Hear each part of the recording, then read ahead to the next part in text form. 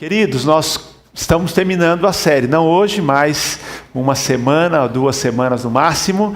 Nós vamos terminar falando sobre movido pela eternidade. Faça a sua vida valer hoje e sempre.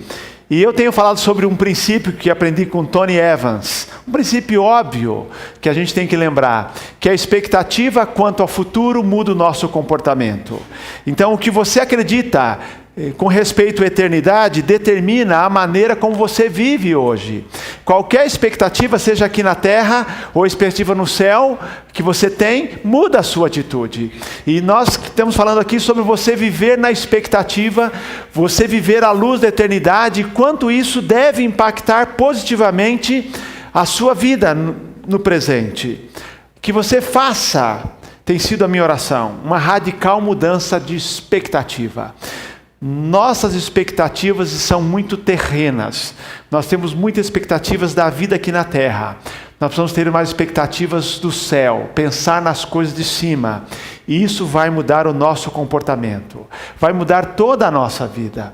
Pensar no futuro muda a maneira de nós agirmos, a nossa lista de prioridades, o que é importante, o que não é importante, o que é urgente, o que não é urgente. Ela impacta a maneira como eu gasto o meu dinheiro, o que é que eu dou valor na minha vida, o que eu realmente considero importante, o que eu faço com o meu tempo. E quanto maior for a nossa expectativa quanto à eternidade, melhor será a nossa vida aqui na terra também. E nós temos já visto aqui que precisamos viver a luz da eternidade, e viver a luz da eternidade, uma das verdades é que nós vamos prestar contas a Deus. Nós não passaremos por aquele juízo para dizer se nós vamos para o céu ou para o inferno, porque quem está em Jesus está salvo. Mas mesmo assim, e isso nos chama a responsabilidade, todos nós vamos comparecer, diz Paulo, diante do tribunal de Cristo, para receber o que tiver feito por meio do corpo, bem ou mal. Nós vamos prestar contas a Deus. Por isso, a maneira que nós vamos vivemos aqui é muito séria. Nós vamos estar diante de Deus. E você sabe, quando você tem que prestar um relatório, tem que prestar conta para alguém, você se prepara porque vai chegar o dia. Quando quem vai fazer uma prova, se prepara para isso. Nós também, nós vamos comparecer diante do Senhor para prestar contas. Nós queremos que aquele seja um dia de alegria, que a gente esteja feliz pela vida, pela maneira que nós vivemos aqui na terra. Eu tenho convicção que o baixo compromisso dos cristãos hoje com Deus e com o seu reino é porque nós não temos vivido a luz da eternidade. Nós temos tão baixo compromisso, o reino de Deus está na nossa lista de prioridades tão lá embaixo, embora a gente diga outra coisa, porque nós valorizamos, a nossa mente está muito ligada às coisas da terra. E a Bíblia diz, pensai nas coisas que são de cima e não nas que são da terra. Somos cidadãos do céu, não somos cidadãos da terra. Portanto, minha oração tem sido que Deus, nesta série que está chegando ao final, você esteja tendo seus valores transformados e as suas prioridades estejam sendo reordenadas. E hoje a verdade é a seguinte, que nós queremos compartilhar com você, que Deus nos colocou na terra com uma missão. Já ouvimos bastante aqui, Luiz e o Wagner cantaram sobre isso, sobre a permissão que nós damos a Deus de agir em nossa vida. Que nós aqui dizemos, Senhor, usa a minha vida. Acabamos de cantar aqui, rendido estou. É uma rendição completa para que Deus nos use. E isso nos mostra que Deus nos colocou na terra com uma missão. E somos nós que vamos dizer a Deus se estamos aqui prontos, abertos para cumprir essa missão, ou se queremos viver a nossa vida e não cumprir essa missão. William James diz que o melhor uso que eu posso dar à minha vida é empregá-la em algo que sobreviva a ela. É isso que eu tenho ensinado a você. Empregue a sua vida em algo que sobreviva a ela. São as coisas da eternidade. A verdade é, queridos, que eu já tenho dito aqui, que pensar nas coisas do céu não é viver de maneira alienada, porque quanto mais ligado na eternidade eu estou, mais eficaz eu sou aqui na terra. Mais eficaz sou aqui na terra. Viver à luz da eternidade não tem nada a ver com alienação. A verdadeira definição de alienação é você viver grudado nas coisas da terra. Isso é alienação. Não é isso? Porque a nossa vida aqui ela é curta, a vida na eternidade ela é longa, ela é eterna, como diz a Bíblia. A alienação de fato é você viver a vida achando que ela se resume às coisas aqui.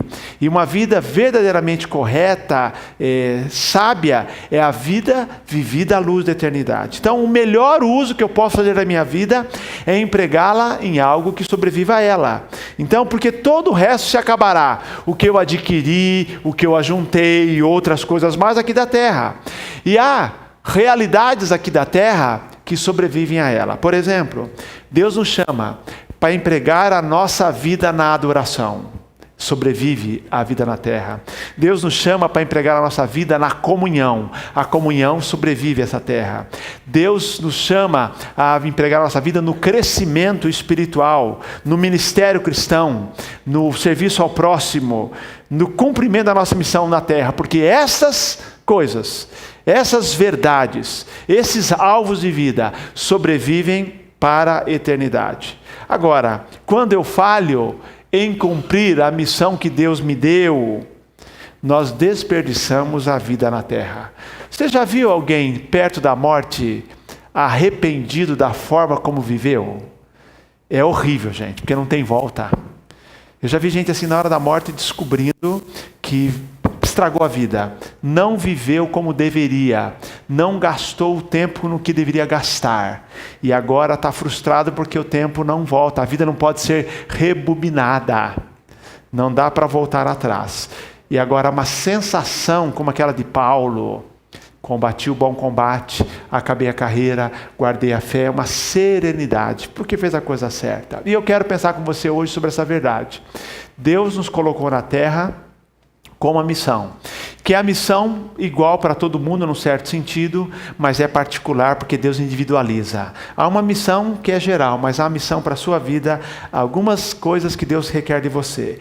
E eu quero então ler para nós hoje à noite uma história que é clássica na Bíblia, que mostra Deus nos incentivando a viver a nossa vida no máximo do nosso potencial. É a parábola dos talentos. Abra lá em Mateus capítulo 25, versículos 14 em diante. Um texto clássico em que Deus nos incentiva a viver a nossa vida no máximo do nosso potencial. Eu vou te convidar a ficar em pé mais uma vez, para nós lermos a palavra de Deus.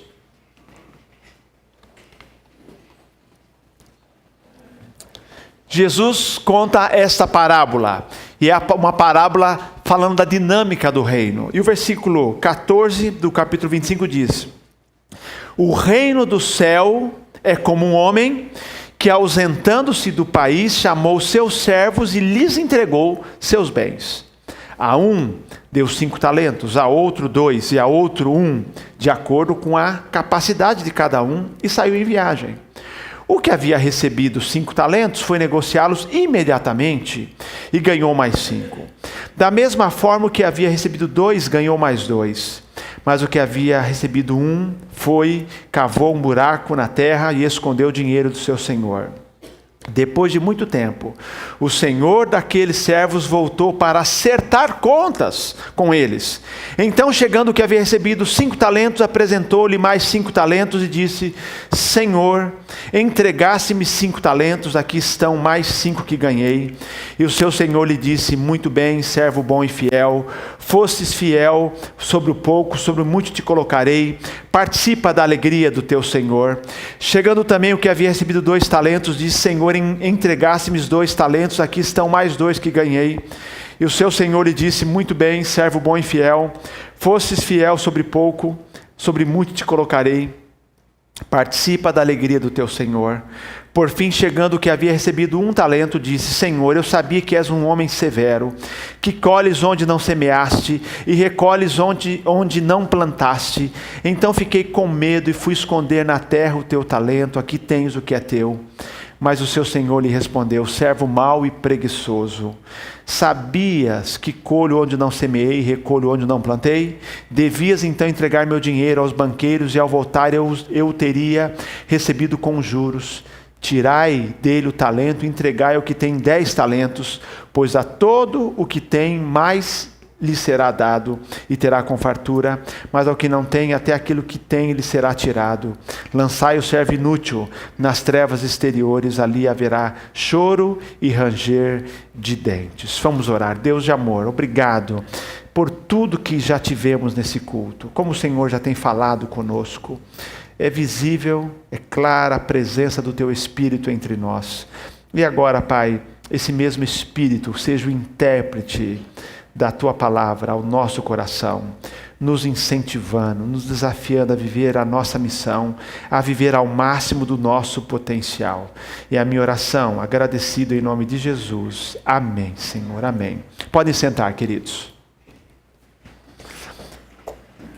Essa parábola, que é um texto clássico, ela é muito simples, e você pode lembrar um pouquinho dessa história, conhecida como parábola dos talentos. É a história de um grande e rico empresário que precisou fazer uma viagem internacional de longa duração, e para que seus negócios não parassem, ele chama os seus servos e pega o capital que ele tem, divide com esses servos. Diz a Bíblia que ele deu para uns 5 talentos, para outros 2 talentos, para 1 talento. São os seus funcionários de confiança.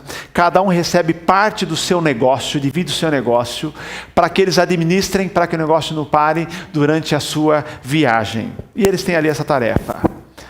Só para ter uma ideia, o que é um talento?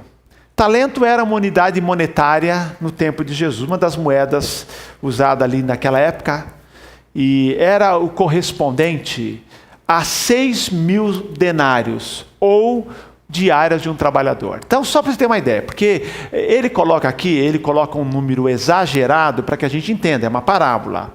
Então, imagine aqui, ele diz que uma pessoa recebeu 5 talentos, outro servo 2 talentos e outro 1 talento. 1 talento corresponde a 6.000 denários ou 6.000 diárias. Ou seja, alguém que recebeu o equivalente, você considera 6.000 dias, 1 talento equivale a 20 anos de trabalho. 5 talentos a 100 anos de trabalho.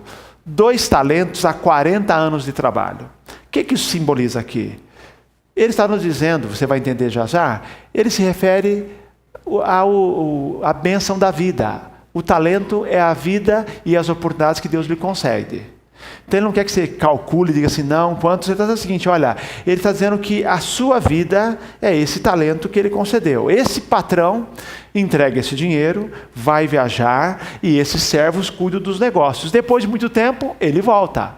E agora eles vão prestar contas para ele. O que recebeu 5 talentos, conseguiu lucrar mais 5 talentos. 100% de retorno, uma boa taxa de retorno. E chega para ele e fala assim, eis aqui, o senhor me deu 5 talentos, eu trabalhei, e ganhei mais 5, está aqui os seus 10 talentos. Ele é chamado de servo bom e fiel. O que recebeu 2, diz, patrão, o senhor me deu 2, eu trabalhei bastante, consegui pegar as melhores taxas, tem 4 aqui, a do senhor devolveu, muito bem, servo bom e fiel.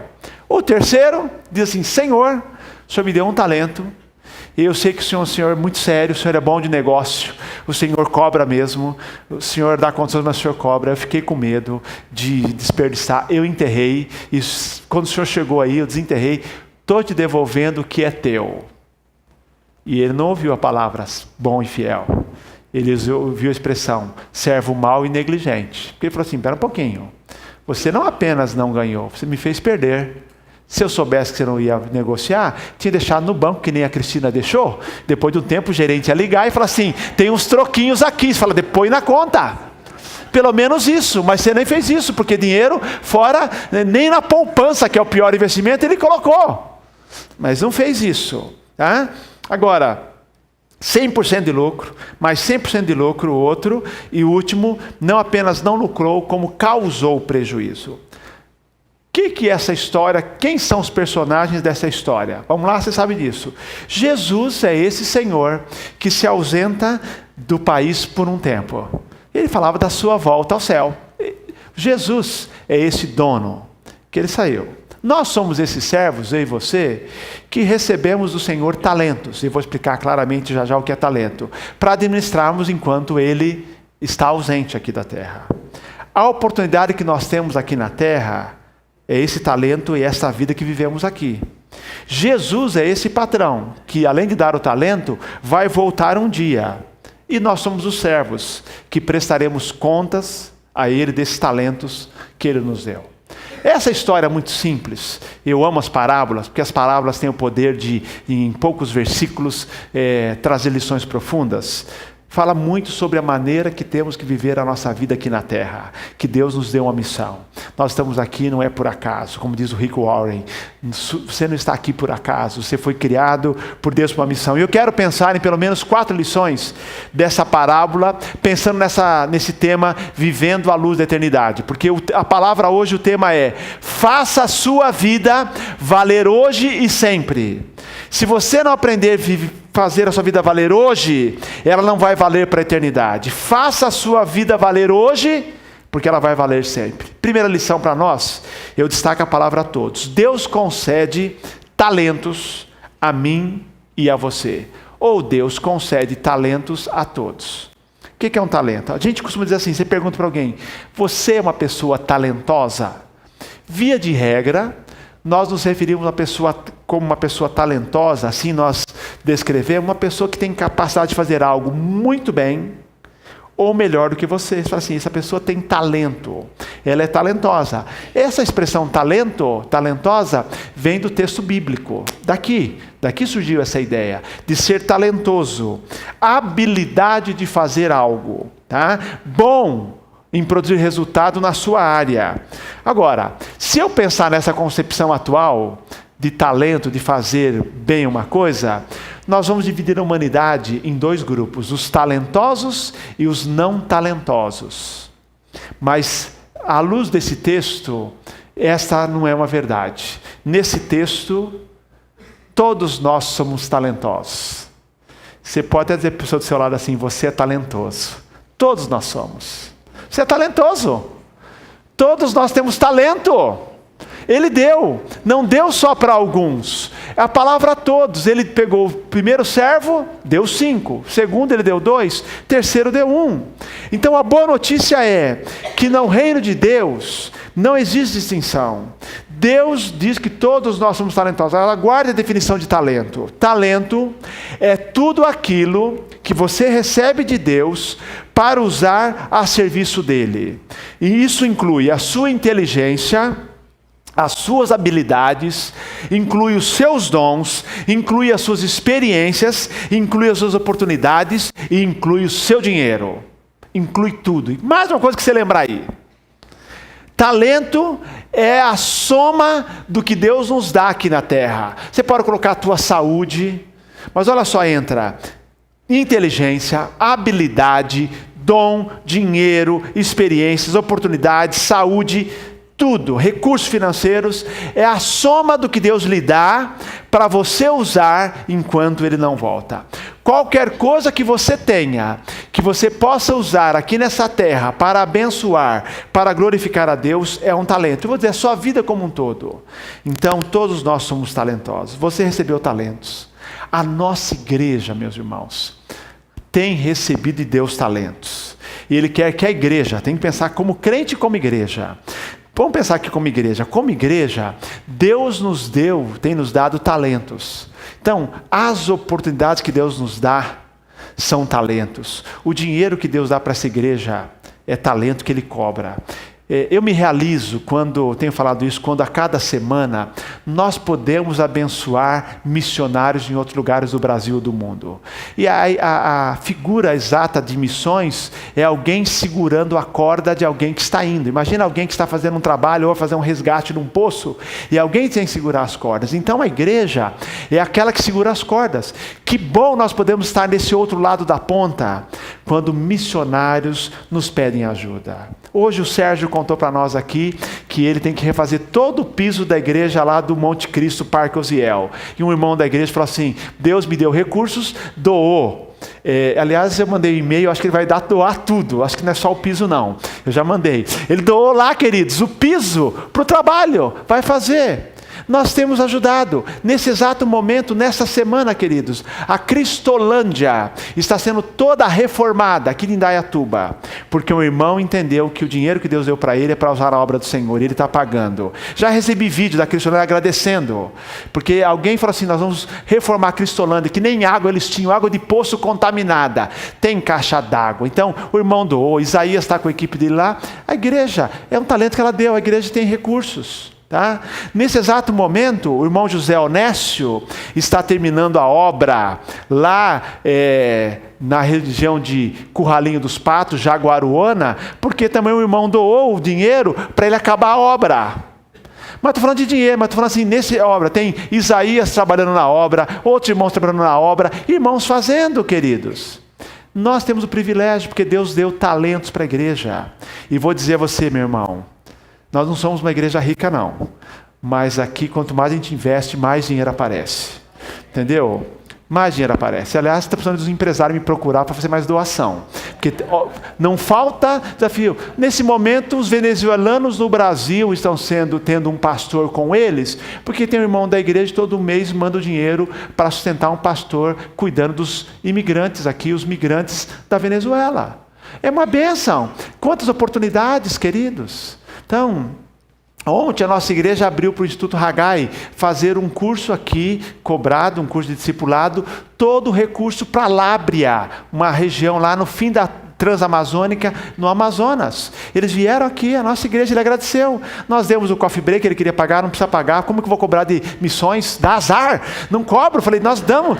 Não, coffee break não cobro, Ebenezer. Não cobro de jeito nenhum. Se eu cobrar de missionário, missionário comigo não paga almoço, eu pago tudo para missionário. Porque eles estão na ponta lá, queridos. Ele fez aqui, a igreja dele falou assim, obrigado pelo, ele citou, pelo ar-condicionado, pela equipe trabalhando aqui, servos do Senhor, fazendo a missão, Daniel, Adriano, equipe trabalhando, porque agora, ontem ele levantou aqui, meus irmãos, levantou mais de R$6.000 para o projeto na Amazônia. Líderes serão treinados no final da Transamazônica. Ele me convidou para ir, pena que eu não posso. Mas pagamos passagem de um outro pastor, ele vai lá naquela época, mas final da Transamazônica, nem sei como chega lá, porque depois que chega lá tem o rio ainda, dias de viagem, entendeu? Acho que Deus me guardou. Então... O fato é o seguinte, queridos, é assim, mas fazendo, nós somos talentosos, então o dinheiro que nós temos, a inteligência que nós temos, o braço que temos, nós estamos usando para a glória do Senhor. Todos nós somos talentosos como igreja e como pessoas. Não perca a oportunidade de usar o que Deus te deu para a obra dele. Em tudo, sua inteligência, seu tempo, seu dinheiro, suas oportunidades, sua experiência, abençoe vidas. Então, vamos lá, segundo a Bíblia, primeira verdade, pensando em fazer a vida valer hoje e sempre, todos somos talentosos. E a grande questão não é se eu tenho ou não talento, é o que eu tenho feito com talento. Agora, segunda verdade, segunda palavra-chave, é a palavra capacidade. Diz o texto que ele, versículo de número 15, ele deu a cada um de acordo com a capacidade. O patrão, diz o verso 15, o patrão conhecia cada um dos seus funcionários. Ele sabia a capacidade de cada um, ele sabia o limite de cada um. Ele dá aquilo que a pessoa tinha capacidade de administrar. Eu e você, meus irmãos, não recebemos mais nem menos do que temos capacidade de administrar. Se Deus está te dando mais oportunidade, é que Ele quer que você use mais. Se Deus tem te dado mais experiências, essa experiência Ele está te dando para que você use em algum momento. Se Deus está te dando mais recursos do que você precisa para a sua sobrevivência, não é por acaso, não é seu. É para usar para a glória do Senhor. Ele está dando, queridos. Ninguém pode reclamar de um talento que não recebeu, porque Deus não dá mais do que a sua capacidade. Nem pode alegar que o que recebeu demais para ser administrado, porque Deus capacita cada vez que Ele lhe dá. Tem um aspecto fé, porque assim no final da parábola conta que aquele que recebeu 10, depois recebeu mais porque ele provou capacidade. Quero dizer a você Que a coisa não é assim, passiva.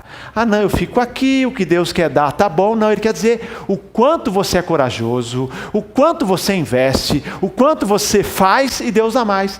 Sabe as igrejas que prevalecem, igrejas que fazem mais? São igrejas que não têm medo de correr risco. Se alguma igreja está fazendo mais do que a nossa, não fique com inveja. Fala assim, parabéns para eles, tiveram mais fé do que a gente. E é verdade o contrário. Se alguém tem realizado menos do que a gente, não é que nós somos melhorzinhos e queridinhos de Deus. É que talvez não tenham a fé que nós estamos tendo. Então, quando eu olho para uma igreja e que ela faz algo extraordinário, eu falo, Senhor, o que eles estão fazendo que eu posso fazer aqui? Porque Deus nos dá de acordo com a capacidade e Deus recompensa a maneira como se administra. Capacidade. Deus não vai cobrar de você aquilo que Ele não lhe concedeu. Porque Ele dá, e se Ele lhe deu, não tenha medo de administrar. Está sentindo incapaz de administrar? Peça a graça ao Senhor e Ele vai lhe capacitar, porque Ele dá tempo, talento, experiência, recursos financeiros, oportunidades para a glória dEle. Deus nos dá de acordo com a capacidade. Terceiro lugar, palavra-chave aqui é a fidelidade. Viver à luz da eternidade. Viver movido pela eternidade. Fazer a vida valer aqui e valer para sempre significa ser fiel na administração daquilo que Deus dá. Nós vimos aqui no verso 21, quando começa a prestação de contas, o que chegou, o que tinha 5, traz 10, entrega, e ele diz, olha, eu acho maravilhosa essa expressão, Senhor, entregasse-me 5 talentos, aqui estão mais 5 que ganhei. Ele entrega, o Senhor lhe diz, muito bem, servo bom e fiel, fosses fiel sobre o pouco, sobre muito te colocarei, participa da alegria do meu Senhor. E assim aconteceu com o que tinha 2 também. Queridos, o primeiro funcionário, primeiro servo, quando recebeu 5 talentos, ele teve uma percepção da oportunidade que ele tinha e que ele tinha que usar para a glória de Deus. Essa deve ser a nossa atitude. Quando você recebe algo de Deus, considere a oportunidade que Deus está lhe dando e que você não pode desperdiçar. É algo maravilhoso. Diz a Bíblia que quando eles receberam o primeiro e o segundo servo, eles saíram imediatamente. Não tem tempo a perder, queridos.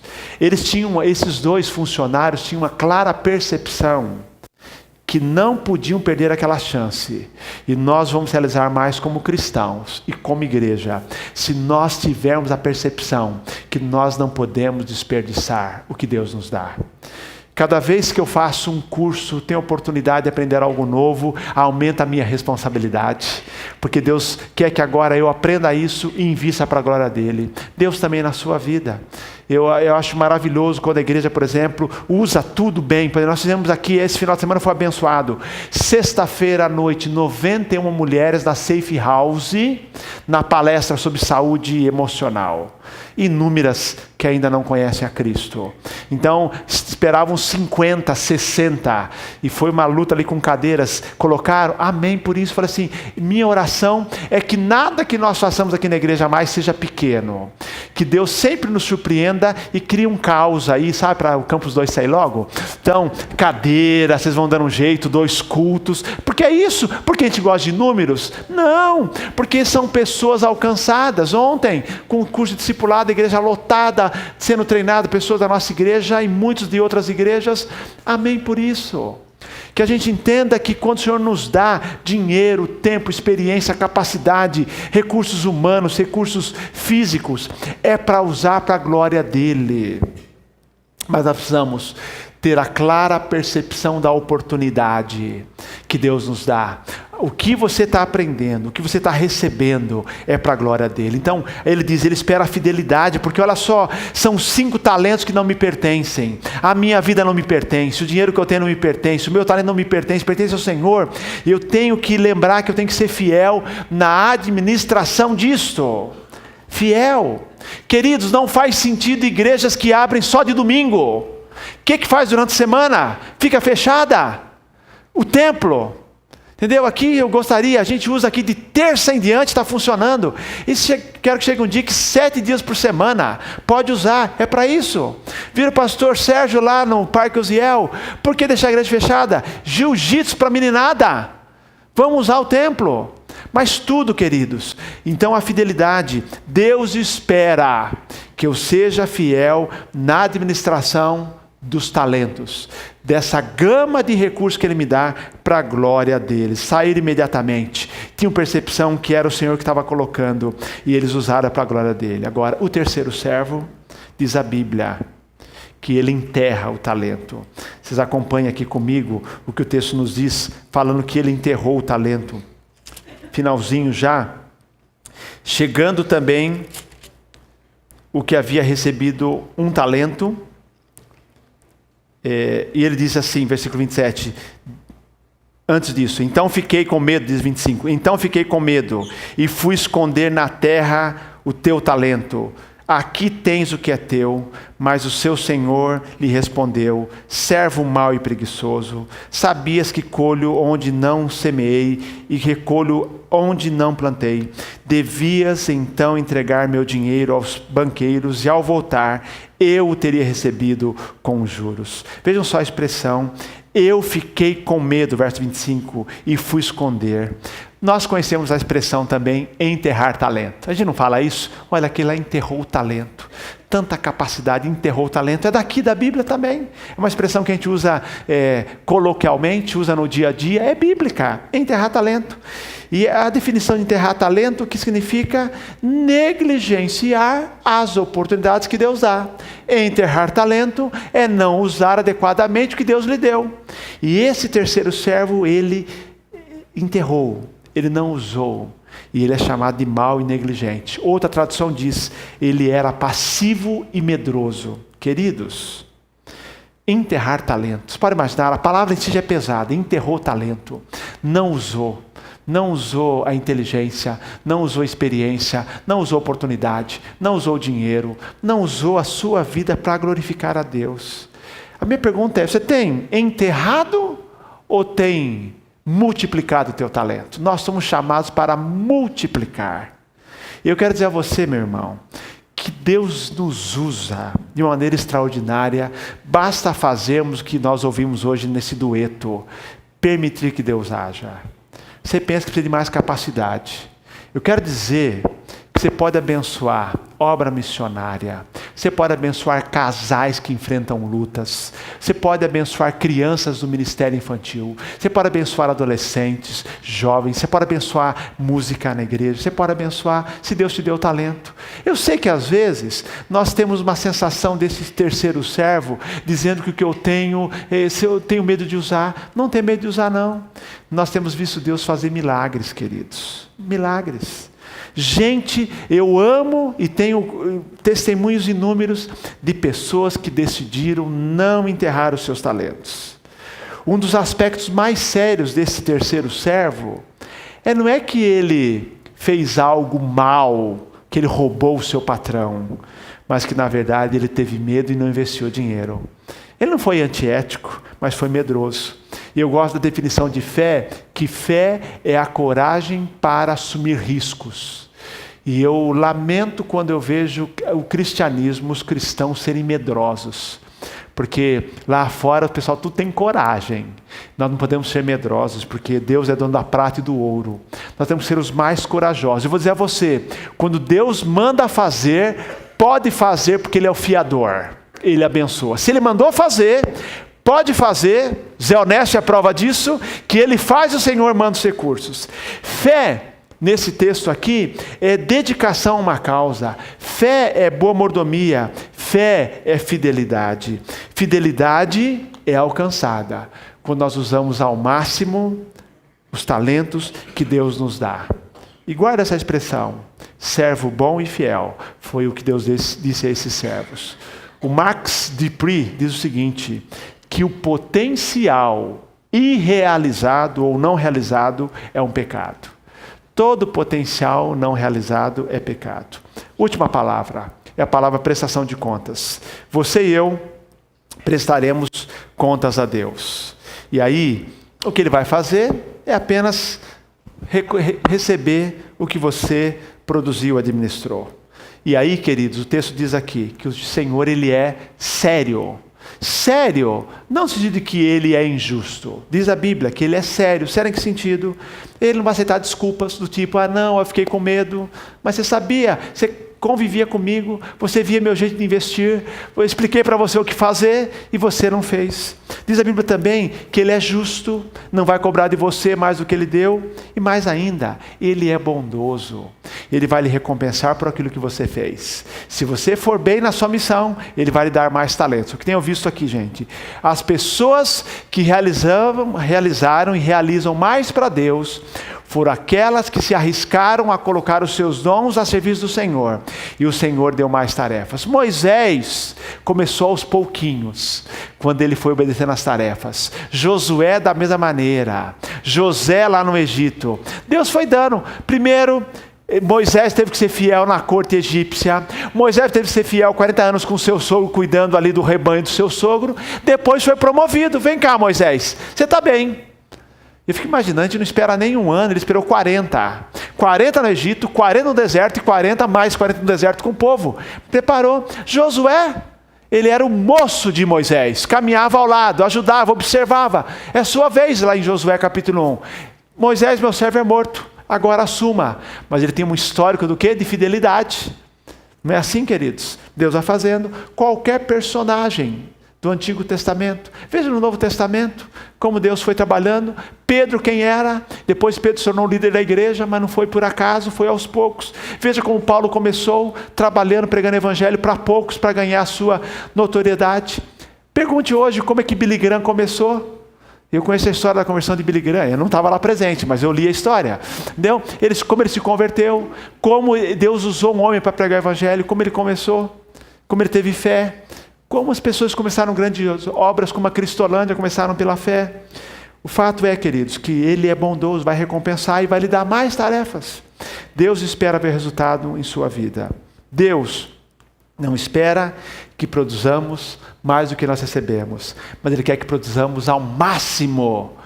Quando ele mostra que o primeiro e o segundo é 100%, Ele quer que seja um máximo na nossa vida, através do poder que exerce em nós. Queridos, movido pela eternidade, fazer a nossa vida valer hoje e sempre.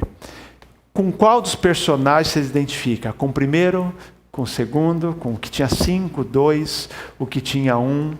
Deus lhe deu uma missão, Deus lhe formou com um propósito e Ele quer que você use. Você pode hoje sair daqui pensando, Deus, orando para os meus talentos, o que o Senhor me deu? Em todas as áreas. Eu fico imaginando aqui, quando a nossa igreja é resultado do trabalho voluntário de irmãos e irmãs, que descobrem que pode ser bênção na sua área de atuação. Pode ser bênção lá com adolescentes, pode ser bênção lá com as crianças, com casais, pode ser bênção lá no ministério infantil, pode ser ministério da terceira idade, seja com mulheres, com homens, pessoas que vão descobrindo, irmãos que no anonimato sustentam a obra missionária. Nós temos gente, porque a gente descobriu que recebeu e tem que sair imediatamente para poder servir o Senhor. Nós não fazemos ideia do potencial e nem da recompensa reservada para aqueles que se dispõem a se arriscar por Jesus. E Ele merece o melhor. Há inúmeras histórias que eu podia contar de gente da atualidade que tem feito isso, mas deixa eu contar para você, caminhando para o final, a história de um homem que resolveu usar tudo o que ele tinha para a glória do Senhor. George Miller, um alemão que viveu na Inglaterra, em Bristol, no século XIX. E você pode imaginar todas as consequências da chamada Revolução Industrial. Você pode imaginar, a gente olha hoje a Europa, acha que é maravilhosa, hoje é maravilhosa, mas enfrentaram condições precárias de trabalho. Havia também ali muitos órfãos. E George Miller foi evangelista, missionário, notável por sua fé na providência de Deus, foi chamado por Deus para começar uma obra de orfanatos. E ele tinha um texto-chave, que é Salmo 68, verso 5, que Deus é pai dos órfãos e das viúvas. E ele então usava essa expressão, Deus é pai dos órfãos. Ele resolveu abrir vários orfanatos em Bristol. E esse homem, queridos, construiu orfanatos para cuidar de crianças desamparadas ali, meninos e meninas, naquela época. Foi considerado o apóstolo da fé. Ele leu a Bíblia somente 200 vezes. Só 200. E se acha pouco? 50 vezes ele leu de joelhos a Bíblia. E quando ele estava para morrer, um repórter perguntou qual era o sonho dele, o que ele queria realizar. Ele respondeu: ler a Bíblia um pouco mais, porque eu conheço pouco da excelência de Cristo. 200 vezes, sendo 50 de joelhos. Ele fundou orfanatos, como disse, atendeu mais de 10 mil crianças órfãs. Um homem que entendeu que Deus lhe deu uma missão. Ele tinha os recursos, Deus o tempo todo providenciou para ele os recursos. Ele foi chamado por Deus baseado no Salmo 68:5. Deus é pai dos órfãos. Várias vezes ele enfrentou ali dias que tinha que alimentar as crianças, não tinha o suficiente. Mas um dia especial, ele tinha nos orfanatos 1000 crianças ali. Deu desespero naquela manhã porque não tinha nada para colocar, não tinha pão para colocar na mesa para as crianças. E aí, desespero dos funcionários, querendo sair por aí pedindo, ele falou assim: não, minha aliança é com Deus, eu vou falar com Ele. Ele entrou no quarto dele e orou da seguinte maneira: Pai dos órfãos, falta pão, em nome de Jesus, amém. Foi assim que ele orou: Pai dos órfãos, falta pão, em nome de Jesus, amém. Passaram alguns minutos, várias carroças com pães passaram na porta do orfanato. E o chefe que conduzia aquelas carroças disse: Sr. Miller, fomos entregar pães no palácio, lá para a família real, no castelo. E eles disseram que os pães estavam muito assados. E por isso era para jogar fora. Resolvemos trazer para o orfanato para não perder. Miller respondeu: não foram os pães que passaram do ponto, mas Deus que atendeu nossa oração e teve misericórdia de nós. Então foram os pães, não foi por acaso. Miller ganhou milhares de almas para Cristo, uma comunhão invejável. Ele tinha um caderno de oração em que ele relatou 50 mil orações respondidas por Deus. 50 mil. Porque um homem entendeu que Deus o chamou para uma missão. E ele sabia que tem que sair imediatamente e cumprir a sua missão. E que se Deus o chamou, ele se dispusesse a fazer, as circunstâncias seriam favoráveis. Sempre assim. Eu tenho desafiado você, meu irmão, minha irmã, líderes de ministério. Vá, pense, sonhe alto. Faça mais. Faça mais para o Senhor. Não vá para a estagnação. Porque essa parábola nos ensina que Deus quer que nós façamos o máximo, como cristãos e como igreja, com o que Ele nos dá. Eu ainda estou ansioso por ver os milagres que Deus vai fazer na vida dessa igreja, dando recursos, em todas as áreas. Gente com talento para abrir novos ministérios, para apoiar ministérios. Dinheiro que Ele vai dar para coisas grandiosas. Porque nós, como igreja e como cristãos, decidimos, como George Miller dizia assim: o Senhor nos chamou para uma missão e nós vamos fazer, porque o Senhor espera que nós vivamos a nossa vida ao máximo. Que Deus nos abençoe e que nós vivamos assim para a sua glória. Amém.